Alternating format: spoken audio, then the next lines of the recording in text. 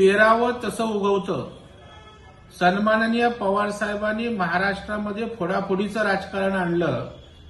वसंतदादा पाटलांच्या पाठीत खंजीर खुपसून सत्ता प्राप्त केली. त्यानंतर पक्ष सोडणं, पुन्हा पक्ष काढणं या गोष्टी त्यांच्यासाठी नवीन नव्हत्या. आणि मग जर आता आपण जे पेरलं तेच उगवल्यावर त्या ठिकाणी टीका किंवा त्या ठिकाणी पोटशूळ करण्याची काही आवश्यकता नाही. ज्या वेळेला शिंदे साहेबांचा निकाल त्या ठिकाणी शिवसेनेचा त्यांच्या बाजूने लागला, त्याच वेळेला राष्ट्रवादी काँग्रेस पार्टी अजित पवारांना त्या ठिकाणी त्यांच्या बाजूने निकाल लागेल हे स्पष्ट झालं होतं. आणि त्याच पद्धतीने आता निकाल आलेला आहे.